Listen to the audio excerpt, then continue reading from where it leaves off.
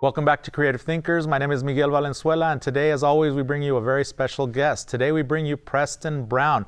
Preston Brown is an entrepreneur. He has made hundreds of millions of dollars here in El Paso, Texas, but also he is a mentor to a lot of people. So we're going to have a really nice conversation with him about what he does for the city of El Paso. Welcome, Preston. Thanks for having me, brother. Absolutely. It's my pleasure. So I met you at a presentation that you had here in El Paso, and it is called Elevate El Paso, if I'm not correct, right? So one of the most interesting things of what I saw from what you were doing is how you're really pumping up our city.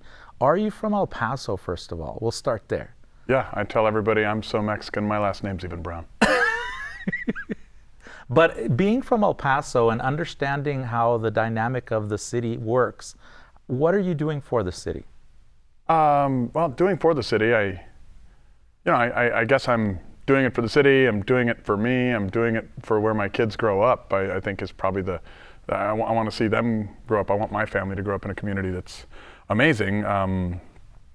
I left, and I say I left, I started just going to seminars, going to events, sometimes getting asked to perform for events. And and when I got out of El Paso and I got to Dallas, to New York, to these other places where you have high finance and you have a different level of play, right. I realized that, wow, these people aren't smarter than us. These people aren't better than us. These people aren't more than us. They're exactly the same in every way, shape, and form, yet they're thinking at a higher level and they're doing more. And everybody in El Paso always says these words, El Paso's 10 years behind. El Paso's 10 years behind. And it had started becoming a little bit of a theme in my office where people would make excuses. Oh, well, you know, we're 10 years behind and this, that, and the other. And so one day I just kind of thought. So it's almost like it would be okay to not be at that level, right? Yeah, like mediocrity's okay. Yeah, mediocrity's okay. Like, hey, settle, you know. Right. You don't need to do more for your kids. You don't need to do more for your wife. You don't need to do more for your community. You know, to heck with your church. Like, to heck with, we're 10 years behind. And it was like that, you know, my Christian brothers and sisters like to say that if I'm a part of the body of Christ, I'm probably the middle finger. And so I generally give it a big FU to any bad ideas. And so I just thought, well, you know, I've met all these people. I've met all these speakers, these thinkers, these leaders. Why don't I invite them? Bring them here. Right. Let's see if what I find, and I've been all over the world. I mean, I think El Paso, Texas, and Costa Rica, which has nicer beaches than us, by the way, are the two most heart-centered places on the planet. Right. And the heart, if you ever study it, like there was a heartbeat before there was a single cell. Ask any doctor. Like it's kind of weird. It's sort of like when God says, hey, let there be light. There's a heartbeat before there's a heart. Yeah. Try growing cells on something that's coming out of that electric outlet over there, and that's the miracle that we all are. Right. The heart sends more information to the brain every day than the brain sends to the heart. Did you know that? No, I didn't. And yeah, go ask a medical professional. It's incredible. Right. And we have the most heart-centered, most family-oriented, most loving community, or one of the most on the planet, and we're missing the things that all the guys that are in the big thinking towns, the New Yorks, the Chicagos, the Miamis, the Dallas, Texas, like they're doing this high finance stuff. And I'm like, wow, you know, if everything starts with the heart, like what if we could bring that way of thinking to somebody that had what was really powering everything, like the energetic center of humans, of Earth, the heart. And with this heart-centered, like, amazing community, with our amazing culture, if we could bring some of that high-level thinking, we might just, if I influence 10 people, it'll change the city in 10 years. If I influence 100, it'll change the city in 1 year. You know, if I influence 1,000, well, maybe it's going to be 2 months, and we'll start seeing effects, and we'll start seeing, you know, just. Yeah, one of the things that's interesting about what I do is I teach art appreciation here at the college, and I really try to focus on helping the student understand that having a little bit more of an open mind is something that will help them succeed in many ways. When you talk to individuals, when you do your presentations, when you try to elevate our city, is that one of the focuses that you have, to try to change people's perspectives, or is it more about just opening their minds? Yes and yes. Most people don't have open minds. Most people, I mean, I love triggering people and I love authentically triggering people for the right reasons, not like the Facebook trolls that like to piss people off or whatever. I like triggering people by getting them to think, right? Most people in this world will do more for their ideology than they will for their reality, right? Like, I see people whose marriages are in horrible shape and they're spending all their time talking about politics. Well, okay, like maybe if you took like a few minutes and went back and said, hey, maybe I should go learn to understand my wife. Maybe I should go do this. I could probably fix my family. That might generationally impact my children. Maybe I should stop talking about Trump or Biden. Maybe poly means multiple and ticks are blood-sucking arachnids. So if I wake up and realize that the Democrat and the Republican Party have it wrong, because parties are supposed to be fun. Right. Where's the wet t-shirt contest? Where's the keg stand? They don't exist in those parties. It's all about hatred. What if I got out of this ideology, whatever it was? It doesn't have to be political, but it's a common example this year. Right. But whatever your ideology is, and we got into our reality and we started solving the problems that we had here, like we could absolutely impact everything around us. And we can't do that without thinking. We can't do that without creativity. We can't do that without asking questions. Right. And when we can realize, are our questions based on ideology, which is generally a belief that's not even mine? Like, do you know what belief means? Mm-hmm. No. It's a root word. Be love. Oh, really? Yeah. How many beliefs do you have that are, either ignorant or stupid because they're not living up to the meaning of the word? There's only two sources of pain: ignorance and stupidity. Be love. If you have a belief, an idea that you have faith in, absolute certainty about, that is not loving, then it is not of you. And so if you're allowing that to, flood through your entire being, your life, everything else, then you're living ideology, not reality. You're not living in your reality. You need to step inward and learn. I mean, your rules, your ideology, your religion, which does not have to be like Christian or Muslim or Jewish or any of the traditional religion. Your religion is what you'd kill or die for. And religion is a great way of avoiding hell if you want to follow a bunch of rules. If you get your reality instead of your ideology, then it's spirituality. And spirituality is about going to hell, conquering it, and coming back victorious, right? It's about becoming more. It's about allowing that biblical verse, iron sharpens iron, your problems to become your gifts. Your reality, what you're supposed to learn, the problems that are presented to you should be what you should focus on, pay attention to, study, get creative about, learn, solve problems, and push through forward in a more beautiful way to create a more beautiful environment around yourself. So that's what you're trying to do, is to create a more beautiful environment for us here in the city of El Paso. Oh, yeah, everywhere, but I should start where I'm from. Right. And why is it that you, when you were growing up as a child, being influenced by teachers, your family, father, mother, why is it that led you, or how is it that led you to what you're doing today? Because a lot of people are influenced by many things, and one of the things where they start, or one of the places where they start, is maybe a parent or a teacher. I remember when my second grade teacher said this. I still remember what my second grade teacher did, and she would always start our day off by singing a song. And it was good morning, how are you? I don't sing, so I can't sing it for you. But I loved how she started off every day, and to this day, I'm a 56-year-old man. To this day, I still remember that. And every day I try to start off like that. So what kind of influences did you have? Well, I think we're all influenced by lots of different things, right? Like, I mean, I had beautiful influences. I had the most loving family imaginable till I was like 7 years old. Love was the meaning of life. Then Dad got cheated for money when I was 7, and I got to witness the guy cheating him, and I shifted. I went from this beautiful child where love is the meaning of life, and I went to money's the meaning of life. And I became ruthless. I became a crap husband, crap father, but I made lots of money. I built businesses. I became successful, and then one day, 2019, Dad went home. He sat in his favorite chair, went to sleep, and he went home, and I'd never lost love. And it was through a very long process there, and a whole lot of different instances where I realized, like, I was not living me. I was living this ideology of money is the meaning of life, because I'd watched a man cheat my dad for money. And I'd watched my dad give something up. And biblically, like, if you go look at it, the sins of the father, the sins of the son, I was living a story that wasn't mine. Our identities are stories. Right. And our identities, although they're built on the foundation of stories, they're also our prison. True. And if you're unhappy, then you're living ideology, not reality. And so then I realized, oh shoot, I'm not stressed because my dad's gone. I'm not angry because he's gone, even though I was very stressed and very angry at first. Right. I hated me for not spending more time with him and chasing money. I hated him for leaving. I hated God for taking him. And then one day I realized, wow, I'm really in this mode of hatred because I expect him to still be here. So my expectations, Selfishness? my attachments, my selfish, not selfless, selfish attachments and expectations wouldn't let me forgive me, him, God, anyone else. And I mean, even forgiveness in itself is a releasing of an attachment. You're saying, hey, maybe this happened, but release the attachment, right? And so then all of a sudden I started truly for the first time in 2019, like since 7 years old, falling in love. Wow. And you don't call falling in love a controlled landing, you call it falling.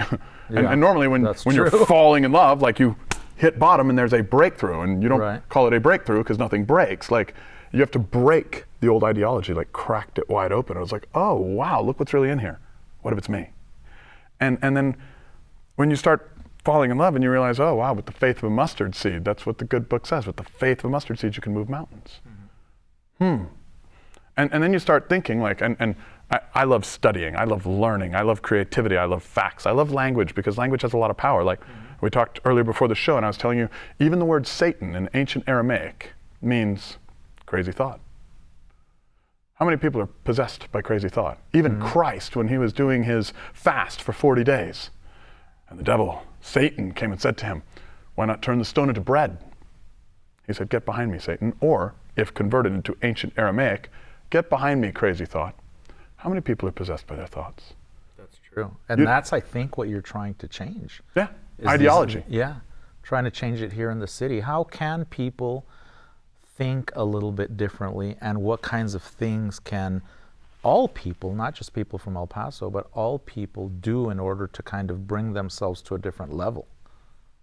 And I'm not just talking about economically. Maybe somebody is not thinking, I want to see things differently, because obviously the show is creative thinkers. I don't want to think outside the box to make $1 million.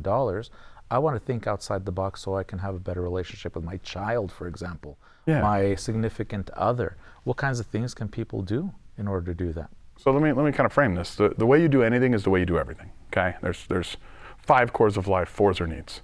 There's faith, which is kind of energy received, family, energy expressed, fitness, which is health, well-being, wellness, and then finance, money, monetary. We live in a finite world, right? Right. And then there's the last one, fun. I like to trigger lots of people, hopefully to get them to think. I put the FU in fun.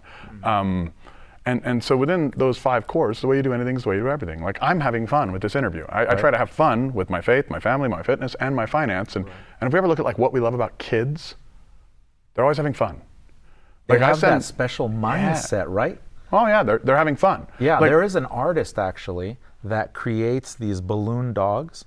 And one of the things that I talk about in my class, and I try to bring what I teach into the show as well, because I teach them that this individual creates these very childlike images. He created a pile of Play-Doh, not made out of Play-Doh, made out of like aluminum, but it looks like Play-Doh. And he presents these things in an artistic way through galleries and museums. And one of the things that I believe that he's trying to do is he's trying to bring us back to that place, back to that childhood way of thinking. Let me hit that. Yeah. Have fun. Talk about that. Yeah. Have fun. So the first part is like you got to have fun, but to have fun, you have to understand how to have fun, right? Like, and there's 4 cores. So obviously, this is more complex than we're going to do in 28 minutes of this show. Right. But people think ownership is about possession. If you're going to have fun, you're going to own fun, right? Like, so if it's about possession, how often have you seen people like, I'm going to have fun, and they just switch? They don't. That's not how it works. That's not how the mind works. Right. So ownership is not about possession. You have to understand what's true. Truth always sets people free. Ownership is about responsibility. Okay. When I get married, I am now responsible for that relationship, not entitled to it. Interesting way to look at it. Yeah. Ownership begets responsibility. Responsibility begets possession. No different with the crazy thought, Satan. You ever heard like, take every thought captive? The only time the good book says above all else is when it right afterwards says guard your heart, right? Like think about some of the paradigms here. Like if you own your thoughts, then you are responsible for them. Then you possess them, they can never possess you. All of a sudden, you can take every problem, you can find the silver lining, and you can have fun. So a few ideas that I would give people if they want to think freely. 1, problems are gifts. Your biggest problem that you have in life is you think you shouldn't have any problems. That's 1.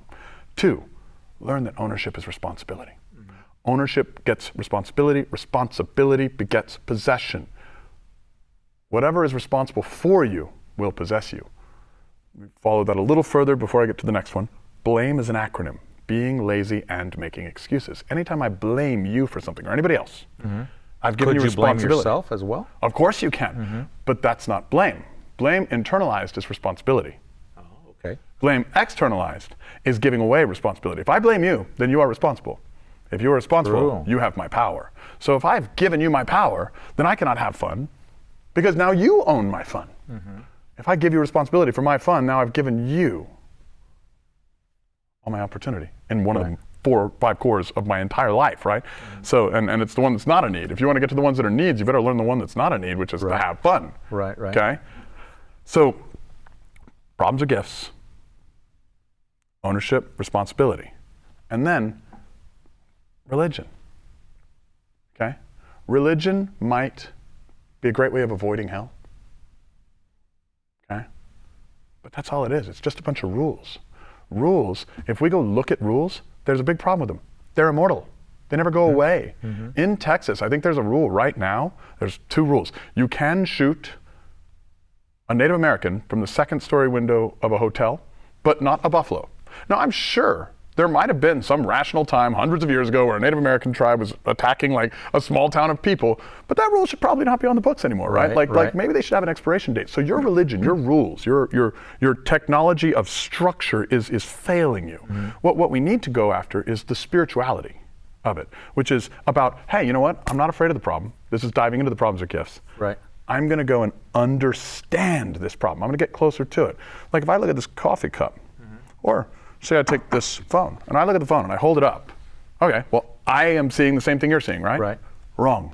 I'm seeing a picture of my son. So once I study this and I look at all angles of it, when I study it, I have power. When I think and question, like I will question my own God. No different than I'll question my wife. No different than I'll question my children. I will question anything that I love. I will question everything. And how is that a positive thing for the way that you've accomplished things? When you question, you get answers, right? Yeah. And then when you get answers, you get solutions. Want a better life? Ask a better question. Yeah. If you want to think of understanding is so key, and you can't get to creativity without questions, and you can't get to understanding without the creativity and the asking of questions, right? And like think about even the word understanding, standing under, okay? Like reverse it, it's interesting. Why are the oceans the largest bodies of water on the planet? Because they take up most of the volume? No. They have the humility to stand underneath the rivers, lakes, and streams, thus everything then flows into them. Ooh, you like have power if you will ask questions, if you will stand under, have the humility, okay? Great power does not come from being above everybody else, it comes from being beneath them. That's why Christ washed his disciples' feet. Is that something that you've noticed going to different places like New York, Chicago, Dallas, and then coming back here? Do we offer this humility? Oh, El Paso, the humility, the heart-centered approach. I mean, I think there's ego everywhere. We're more heart-centered. Other areas are more mind-centered. Now, are you saying family-oriented? Can that be like a correlation? Yeah. I mean, because look, your ability to love is your way of being heart-centered. Does that make sense? Your ability to love, like the ability to love. Right. Like people who are focused on the mind, like the intellect, the mind, it's all about dissecting things, understanding things, cutting them apart. Right. If you were to study and try to understand the human mind, I think there's like 86,000 different intelligences. We can break them down into 16 groups. We can break those down into 4 groups. The 4 groups, like let's take the largest, the foundation, like soul level of intelligence, right? Like, and soul level of intelligence, imagine it like a home builder, like a foundation that we're all going to build upon, right? Well, that's the biggest. It's unlimited. Like soul level of intelligence, like it's just something. You ever had like a knowing? Like this is who I am. Right. Okay. Like who I am. Like I think it's changed, you know, every few years. Yeah. But yeah, it's like something that you can just grab onto and see. A breakthrough. So it's like a tangible thing. Yeah. Soul level of intelligence. It's like a foundation. The next one is memory. Okay. And memory is not just what we have in our lives. I mean, you can have epigenetic memory or genetic memory. Like you can have physical memory. Like you may not know your great grandfather, but his nose lives on your face today. So there's memory. Okay. This is like the frame of a house, the structure. Next, you have the identity. The identity is the walls, the stucco, the sheetrock, all the things that make it to where you can no longer walk through the walls. Your identity is who you are, but it's also the prison of who you have to be. On top of that, the last one, the smallest one, is intellect. Like, this is very sharp. This is the most valued type of intelligence, the most valued aspect of our mind in Western culture. Okay, like you go to like yogic cultures, Indian cultures, right. they value much more the heart. In fact, they don't believe in educating everybody. They only educate people with unlimited identity. Oh wow, I didn't know that. Or unlimited intellect. Okay, so which means they can learn, they can challenge themselves. They're allowed to hear an idea they may not agree with and not get so triggered that they can't learn, right? And so when you take these intellect, it's interesting. It's sharp. It cuts like a knife. Like if you want to understand a frog, dissect it. Well, not so good for the frog. Want to understand your mother-in-law? Talk crap about her. Not so good for your mother-in-law. Like so like the lowest value intelligence is what we value, like the lowest size, the lowest ability intelligence is the one we value the most in Western culture. So when you take a heart-centered group, we have much more built in through our culture, like through our Hispanic culture, which I think is amazing, right? Like that's why I joke I'm so Mexican, my last name's even Brown. It's not just a crass joke, it's actually a fun thing that I get from being part of the El Paso culture. Even, so I identify as, if that's right. But we're heart-centered. We have it built into our culture. We have it built into our love center. If you can take somebody like any El Pasoan with that heart-centered approach, when you can turn the ego off and bring in their ability to think and learn and love, then all the intellect benefits are still there. That's easy stuff to learn. You can go, like the faith of mustard seed. So the foundation is already there. Yeah. Yeah. That's beautiful. That's beautiful. So when you have that ability to talk to individuals, which I believe that you learned a lot growing up, and I believe that you learned a lot by traveling with individuals like, who did you mention earlier? Tony Robbins, people like that. When you start to learn that, how important is it for you to teach this to other people? Because I think that when I went to the lecture that you had or the presentation that you had, I did learn a lot. How important is that for you?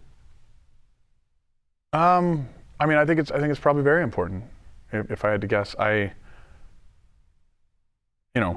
the most important people I try to teach is my kids, and repetition is the mother of all skills. So if I can teach other people, I'm just going to get better at it for them, and I don't think it hurts anybody else if they're learning things that are good. And I think generally people can feel what's true. So if you hear something from somebody, and it's genuine and it's true and it's authentic, like that, authenticity is this incredible thing. Like it's vulnerability and courage mixed, and then you get this like authentic thing. And if they're telling you the truth or their truth, you can learn something from everyone. I think it's very important for me to share that with my kids. Like my kids and I, we talk about how great problems are and all this. We don't talk about, even though we've made a lot of money, we don't talk about money as much. We don't talk about that. We talk about family. We talk about love. I want them to go out and bless the world, not become the corporate thugs that I was between the age of 7 and 2019. I want them to go out and show love and demonstrate love and miss less often, or if you want to, sin less often. That's beautiful. What are you doing currently? Because I know that you have some events coming up. How do you put these events together? How can people go to these events? What exactly do you do there? So the events, we just bring in amazing speakers. I'm putting them together like I'm a business guy. I delegate everything. So I hired one of the top event producers in the world, and she is helping me coordinate speakers and different folks that she has great relationships with, and many of them I've met, but she's been friends with them and put them on stages and all of that. And what's fun is she's putting me on a lot of stages all over the world now, and that's beautiful. She's telling these folks, oh yeah, well he'll come do your stage and he'll charge you less or won't charge you if you'll do this one for, and it helps me get them here in a way that doesn't cost me quite as much money. But no, it was my commitment to lose $1 million in the first year. We're over succeeding at that. And so you're actually investing money in this then? Oh yeah. Yeah. Oh no, I mean, if you went to the last event, like I think we bought everybody a $35 breakfast and charged them $10 for a ticket. Right. And so we're not doing it for the money, we're doing it for the impact. Like we don't, I make a lot of money. That's fine. And I can either pay taxes and give it to the government so that they can go and fight more foreign wars, or talk to our kids about gender, or do any number of things that I don't think that most people would agree with, or I can expense it and lose it on things that I think will actually help people to go out and generate more. So that's what I'm choosing to do. I'm giving away a part of my income towards something where I can, save it from going to all those, I'm just going to say those politicians that maybe don't send it to the right places. So what I'm understanding is I feel like now you're kind of getting into this education world. Yeah. Yeah, which is beautiful. How do you feel about it? How do you feel about having fun. educating individuals to learn more, not just about themselves, but how to succeed? Well, everyone in life wants the exact same thing, right? Like, we want more. That's what we all want. And when we get some of the crazy thoughts out of our head and we actually stop being indoctrinated and rather get true education through free thinking, through experience like art, creativity, business. I mean, people will tell me all these lies, and we live in a world of lies. Like, it takes money to make money. That's a lie. It takes value to make money. The customer's always right. Well, then everything would be free because every customer would want it free. Right. So that's also a lie. Like, when they stop living these little stupid sayings that are lies, and when they start thinking, you can watch the aha moments. You can see their eyes open. You can see them get their minds blown. I mean, one thing that'll trigger a lot of people. It's so fun. I love this one. But a buddy of mine came and he did one of these events for us, and he gets on stage. It was a stock market event, and he goes, a lot of you guys have trouble making money because you just think it's wrong. Your church and your government, they're always shaming all the people with all the money. Right. And then he says, did you know Jesus was rich? And everyone in the room, we all just, what do you mean? And then he said, yeah, bro, he got gold, frankincense, and myrrh. Yeah. That's what 3 guys compelled by angels, 3 magi compelled by angels brought him: gold, frankincense, and myrrh. And if you look up the standard gift of gold for a new king, a mediocre one, you know what it was? It was 50 pounds. Everyone in the room, we're all Paso, we're predominantly Catholic. We're like, right. Wait, what? And so I researched it, and the standard gift for a mediocre king is 50 pounds. And wow. and then he went through point after point after point. And look, I don't care whether Jesus was rich or not. And I can tell you definitively as a fact, because I made a lot of money and was miserable for many years, money will not buy you happiness. But poverty is also really a stupid freaking idea. So we shouldn't aim at that either. And all the institutions that say money's evil happen to also want all our money, huh? So maybe we should find a way to make so much money that we can give it away. Whether you're, I generally focus on teaching people finance information first because I want them to get rich. I want them to have money, to own it, to be responsible for it, so that they can possess it. Because you know what happens when you possess a lot of it? What? You stop caring about it. Yeah. You're just like, wow, this sense. is really worthless. Oh gosh. You start tipping better. You start giving to things that you care about more. You stop caring about money. Once you own something, you give it away. Yeah, you start giving in the same way that you do. So how do people get a hold of you? What is maybe an email or on Facebook? You can find me on any of my social medias or my website. It's theprestonbrown.com. My social medias are all The Preston Brown. Elevate EP, if you Google it, they have a website too. I can't remember it off the top of my head because I have a lot of companies and a lot of websites. Right. But yeah, I hope everybody can go to that event. I think it's $10 and they will blow your mind when you get to go to those events. They're mind-blowing. Beautiful. I'm excited. I want to thank you for taking the time out today to speak with us. Beautiful conversation. My pleasure, brother. Thanks for having me. Awesome. And I want to thank everybody for joining us once again. Again, my name is Miguel Valenzuela. You are watching Creative Thinkers. And if anybody needs to get a hold of me, you guys can reach me at mvalen31@epcc.edu. And we will see you guys next time with another beautiful, wonderful guest. Thank you.